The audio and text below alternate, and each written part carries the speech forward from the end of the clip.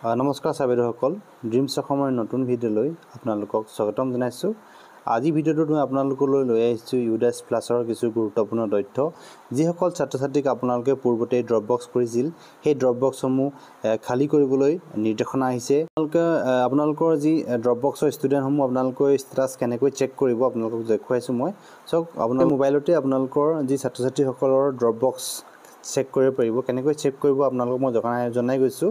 আপোনালোকে কি কৰিব লাগিব, পোনপ্ৰথমে আপোনালোকে যি আপোনালোকৰ ইউডাছ প্লাছত গৈ আপোনালোকৰ স্কুল আইডি আৰু পাছৱৰ্ড দি লগ ইন কৰিব লাগিব।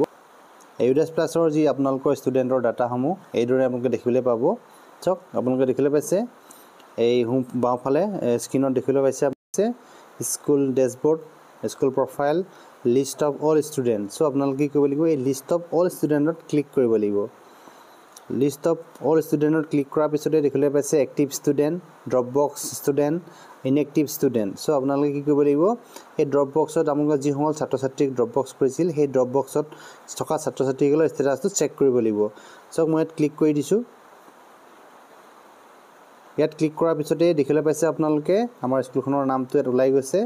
ইয়াত দেখিবলৈ পাইছে টোটেল এনৰলমেণ্ট 11। ডেট মিনছ আমাৰ বিদ্যালয়খনত বৰ্তমানলৈকে 11জনকৈ ছাত্ৰ ছাত্ৰী ড্ৰপ বক্স হৈ আছে। কি কাৰণে ড্ৰপ বক্স হৈ আছে আপোনালোকে সেই তথ্যখিনি জানিব লাগিব। তাৰপিছতহে আপোনালোকক এই ষ্টুডেণ্টৰ ড্ৰপ বক্সটো আপোনালোকে খালী কৰিব পাৰিব। চাওক, ইয়াত 11জনকৈ ষ্টুডেণ্ট আছে। ইয়াত ক্লাছ 5, 1, 2, 3, 4, 5, 6, 7 7জন যি ছাত্ৰ ছাত্ৰী আছে, সেই 7জন ছাত্ৰ ছাত্ৰী 7জনকৈ যি ছাত্ৰ ছাত্ৰী আছে, সেই 7জন ছাত্ৰ ছাত্ৰী ক্লাছ 5ম শ্ৰেণীত পঢ়ি আছিলে, ক্লাছ 5ত পঢ়ি আছিলে। সেই ক্লাছ 5ত পঢ়ি থকা ছাত্ৰ ছাত্ৰীক আটাইকেইজনকে আচলতে আমি প্ৰমোট কৰি দিয়া হৈছিলে। প্ৰমোট কৰাৰ লগে লগে প্ৰমোট কৰিবৰ বাবে কি হ'ল, আমি ড্ৰপ বক্স কৰিছিলোঁ তেওঁলোকক। কিন্তু ড্ৰপ বক্স কৰাৰ পিছতো যিসকল বিদ্যালয়ত তেওঁলোকে পঢ়ি আছে বৰ্তমান, সেইসকল বিদ্যালয়ে তেওঁলোকৰ যি ষ্টুডেণ্টৰ ডাটাসমূহ আচলতে এক্সপৰ্ট কৰিব লাগে, সেই এক্সপৰ্ট কৰা নাই। এতিয়ালৈকে এক্সপৰ্ট নকৰাৰ বাবে তেওঁলোকে আমাৰ বিদ্যালয়তে তেওঁলোকক ড্ৰপ বক্স দেখুৱাই থকা হৈছে। আৰু এই ড্ৰপ বক্সৰ যি সমস্যাটো আপোনালোকে কেনেকৈ সমাধান কৰিব লাগিব, চ' মই আপোনালোকক ষ্টুডেণ্টৰ এটা ডাটা ক্লিক কৰি দেখুৱাইছোঁ। দেখিবলৈ পাইছে এইটো নাম দেখিছে আপোনালোকে প্ৰকাশ ওৰাং।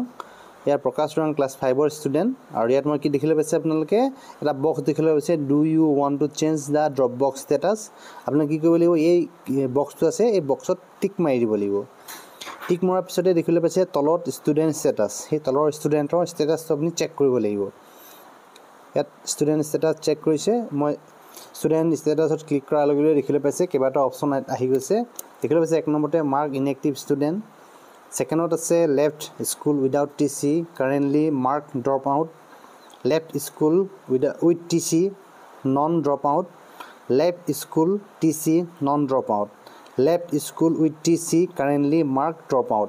আপোনালোকে এই কথাখিনি বুজি পাব লাগিব। তাৰপিছতহে আপোনালোকে এই ষ্টুডেণ্টৰ ড্ৰপ বক্সটো খালী কৰিব পাৰিব। চাওক, left school without TC currently mark drop out মানে যিসকল ছাত্ৰ ছাত্ৰীয়ে আপোনালোকৰ বিদ্যালয়ৰ পৰা TC নোলোৱাকৈ গুচি গৈছে, তেওঁলোকে ক'ত কেনেকৈ আছে আপোনালোকে নাজানে, সেইটো হ'ল ড্ৰপ আউট। যদিহে আপোনালোকৰ ষ্টুডেণ্টজন left school with TC non drop out, যিহেতু ক্লাছ 5ৰ ষ্টুডেণ্টজন আপোনাৰ বিদ্যালয়ৰ পৰা TC লৈ ওলাই গৈছে, কিন্তু তেওঁ যিখন বিদ্যালয়ত বৰ্তমান পঢ়ি আছে, সেইখন বিদ্যালয়ে আমাৰ বিদ্যালয়ৰ পৰা সেই তেওঁক এক্সপৰ্ট কৰা নাই বাবে আপোনাৰ বিদ্যালয়ত তেওঁ ড্ৰপ বক্সত দেখুৱাই আছে। আপোনালোকে কি কৰিব লাগিব, left school with TC non drop out, যিহেতু ষ্টুডেণ্টটো ড্ৰপ আউট হোৱা নাই, সেইকাৰণে আপোনালোকে এই 3 নম্বৰ অপশ্যনটোত ক্লিক কৰিব লাগিব। চাওক, ইয়াত মই ক্লিক কৰি দিলোঁ।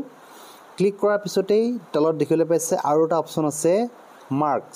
সেই মাৰ্কত আপোনালোকে ক্লিক কৰিব লাগিব, ৰিমাৰ্কছ। সেই ৰিমাৰ্কছত ক্লিক কৰাৰ পিছতেই আপোনালোকে ইয়াত কেইবাটাও অপশ্যন দেখিবলৈ পাব। সেই অপশ্যনকেইটা ভালদৰে পঢ়ি ল'ব। চাওক, প্ৰথমতে দেখিছে active for import student not no'. Suppose সেইজন ষ্টুডেণ্টক এক্টিভ হৈ আছে কিন্তু ইম্পৰ্ট কৰা নাই, ষ্টেটাছটো এতিয়াও নট ন' মানে আমি নাজানো বুলি দেখুৱাই আছে। আৰু দেখিবলৈ পাইছে ছেকেণ্ড অপশ্যন আছে ষ্টাডিং ইন আদাৰ স্কুল ইন ছেম ব্লক।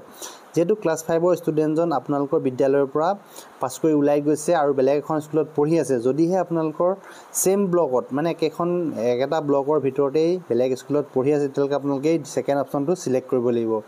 যদিহে মাইগ্ৰেট কৰিছে, মাইগ্ৰেট মিনছ বেলেগ ডিষ্ট্ৰিক্টত বা বেলেগ ব্লকলৈ তেওঁ ট্ৰান্সফাৰ হৈ গৈছে, তেতিয়াহ'লে আপোনালোকে কি কৰিব লাগিব, মাইগ্ৰেট টু আদাৰ ব্লক অব্লিক ডিষ্ট্ৰিক্ট মানে বেলেগ জিলালৈ যদি গুচি গৈছে তেতিয়াহ'লে আপোনালোকে এই 3 নম্বৰ অপশ্যনটো সিলেক্ট কৰিব লাগিব ইয়াৰ পিছত হৈছে মাইগ্ৰেট টু আদাৰ ষ্টেট যদিহে অসমৰ বাহিৰলৈ ওলাই গৈছে তেতিয়াহ'লে আপোনালোকে এই 4 নম্বৰ অপশ্যনটো সিলেক্ট কৰিব লাগিব ইয়াৰ পিছত হৈছে মাইগ্ৰেট টু আদাৰ কাণ্ট্ৰি যদি আমাৰ ষ্টুডেণ্ট যদিহে আপোনালোকৰ ষ্টুডেণ্টজন ভাৰতৰ বাহিৰলৈ ওলাই গৈছে তেতিয়াহ'লে আপোনালোকে এই 5 নম্বৰ অপশ্যনটোত আপোনালোকে ক্লিক কৰিব লাগিব হেতু মই এটা সিলেক্ট কৰিম ষ্টাডিং ইন আদাৰ school in same block so মই আপোনালোকক দেখুৱাই আছো এই সেকেন্ড অপশ্যনটো তাত ক্লিক কৰাৰ পিছতে ষ্টুডেণ্টৰ ডাটাটো যদি আপডেট কৰি দিয়ে তেতিয়ালৈকে আপডেট হৈ যাব সো মই ষ্টুডেণ্টৰ ডাটাটো পুনৰবাৰ চেক কৰি লৈছো সব ঠিকে আছে আৰু মই ইয়াক আপডেট কৰি দিম দেখিলে পাছে আপডেট কৰি দিলো আপডেট কৰাৰ লগে লগে আপোনালোক আৰু এটা পপআপ আহি Are you sure you want to update the Dropbox status for this student? যদি আপুনি কনফাৰ্ম কৰিব বিচাৰে কনফাৰ্ম কৰাৰ লগে লগে Dropboxৰ পৰা ছাত্ৰজন নোহোৱা হৈ যাব সো ইয়াৰ পিছতে আপোনালোকক মই আৰু এটা ষ্টুডেণ্টৰ ডাটা দেখুৱাইছো আগষ্টিন ৰংফাৰ আছিলে এই আগষ্টিন ৰংফাৰ এতিয়া বৰ্তমান কোড পঢ়ি আছে কি কৰি আছে আমি নাজানো সো হেতু কাৰণে আপোনালোকে ইয়াত কি কৰিব লাগিব আপোনালোকক দেখুৱাই গৈছো সো ইয়াত আপোনালোকে দেখিছে ইয়াত do you want to change the Dropbox status আপোনালোকে টিক কৰিব লাগিব ক্লিক কৰাৰ পিছতে ইয়াত আপোনালোকৰ status ষ্টুডেণ্টৰ statusটো সিলেক্ট কৰিব লাগিব ষ্টুডেণ্টৰ status সিলেক্ট কৰাৰ পিছতে আপোনালোকে left school without TC non dropout যেহেতু আপোনাৰ বিদ্যালয়ৰ পৰা TC নোলাকৈ ছাত্ৰজন ওলাই গৈছে আৰু তেওঁ বৰ্তমান বেলেগ স্কুলত যদি পঢ়িব আছে তেতিয়া আপোনালোকে এইটোত non dropoutত ক্লিক কৰিব লাগিব non left school without TC non dropout so মই ক্লিক কৰিছো ইয়াক ক্লিক কৰাৰ পিছতে আপোনালোকে ৰিমাৰ্কছত ভৰাব লাগিব ৰিমাৰ্কছত কি ভৰাব লাগিব সব এটা কৈছে active for import status not know আমি যেহেতু নাজানো তেওঁৰ ষ্টেটাসটো সেই কাৰণে আমি active for import status not know ইয়াত ক্লিক কৰি দিলো ইয়াত ক্লিক কৰাৰ পিছতে আপডেটত ক্লিক কৰি দিব আপডেটত ক্লিক কৰাৰ পিছতে ইয়াত কনফাৰ্মত ক্লিক কৰিব কনফাৰ্মত ক্লিক কৰাৰ পিছতে আপোনাৰ ষ্টুডেণ্টৰ Dropbox status has been updated successfully ইয়াত ওকে কৰি দিব সো ছাৰবাইদেউসকল আজি ভিডিঅ'ত মই আপোনালোকক ইউডাছ প্লাছৰ ষ্টুডেণ্টৰ Dropboxৰ ষ্টেটাছ কেনেকৈ চেক কৰিব আৰু কেনেকৈ তেওঁলোকৰ ষ্টেটাছটো আপডেট কৰিব পাৰিব এই বিষয়ে জনালো সো আশা কৰিছো আপোনালোকক এই ভিডিঅ'টো যথেষ্ট উপকৃত কৰিব সো ভিডিঅ'ত ইমানখিনি আছিল ভিডিঅ'টো সকলোকে চাই থকাৰ বাবে আপোনালোকক ধন্যবাদ জনালো